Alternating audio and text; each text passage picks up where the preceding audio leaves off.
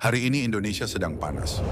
Jalanan dipenuhi manusia, suara rakyat bergemuruh, spanduk dan poster bertebaran, teriakan tuntutan menggema dari satu sudut kota ke sudut lainnya. Bagi sebagian orang, ini hanyalah berita di layar televisi atau potongan video di media sosial. Tapi bagi mereka yang turun ke jalan, ini adalah suara terakhir, suara yang muncul ketika kata-kata tidak lagi didengar. Mengapa rakyat harus berteriak di bawah terik matahari, berdesak-desakan, bahkan mempertaruhkan keselamatan mereka? Pertanyaan itu membawa kita pada sesuatu yang lebih dalam. Demo besar yang kita saksikan hari-hari ini bukan sekadar kerumunan yang marah. Ia adalah cermin dari kondisi bangsa.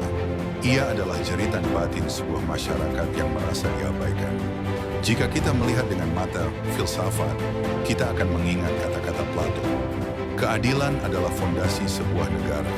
Dan ketika rakyat merasa keadilan telah hilang, mereka tidak lagi punya pilihan selain menggugatnya di jalanan.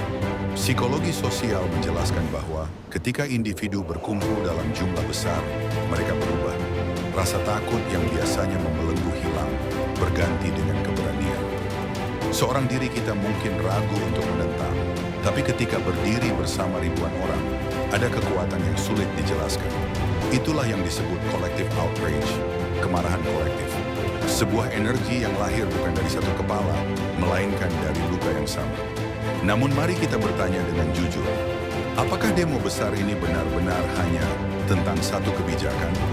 Atau ada hal-hal lain yang lebih dalam, yang sengaja ditutupi? Apakah rakyat marah karena satu keputusan saja? Ataukah ini adalah akumulasi kekecewaan panjang yang akhirnya pecah? Nietzsche pernah mengatakan bahwa di balik setiap peristiwa besar selalu ada kehendak untuk berkuasa. Demo ini pun mungkin bukan sekadar teriakan rakyat. Bisa saja ada kepentingan yang bermain, ada elit yang bergerak di balik layar, ada narasi yang sengaja dibentuk. Media hanya menampilkan potongan tertentu, dan kita tidak pernah tahu apakah potongan itu adalah kebenaran penuh atau sekadar topeng yang menutupi wajah asli dari peristiwa ini. Tapi ada satu hal yang jelas. Demo besar ini tidak lahir tiba-tiba. Ia adalah luka lama yang mengalir kembali. Rasa tidak percaya kepada penguasa, jurang lebar antara janji politik dan realita. Kesenjangan yang semakin dalam antara rakyat kecil dengan mereka yang duduk di kursi kekuasaan. Psikologi menyebut kondisi ini sebagai trauma sosial. Luka kolektif yang diwariskan dari generasi ke generasi membuat rakyat mudah sekali kehilangan harapan.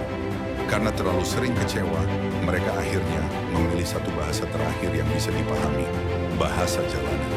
Dan dalam filsafat eksistensial, ini adalah pernyataan keberadaan.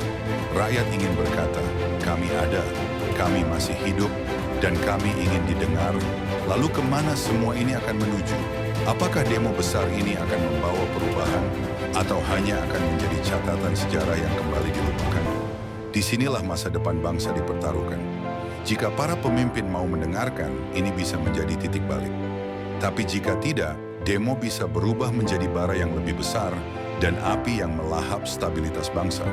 Marcus Aurelius, seorang filsuf Stoik, pernah mengingatkan, kekuasaan tanpa keadilan hanyalah kekerasan yang terselubung. Kata-kata ini seakan menjadi pesan bagi penguasa negeri ini. Karena rakyat selalu punya batas kesabaran, dan ketika batas itu dilanggar, suara jalanan akan menjadi badai yang sulit dihentikan. Indonesia hari ini tidak sedang baik-baik saja. Demo besar hanyalah gejala dari penyakit yang lebih dalam. Tapi justru disinilah harapan masih bisa ditemukan. Api yang membakar tidak selalu berarti kehancuran. Api juga bisa menjadi cahaya yang menerangi jalan menuju perubahan. Pertanyaannya, apakah bangsa ini berani belajar dari luka atau memilih menutup mata dan membiarkan bara ini membesar?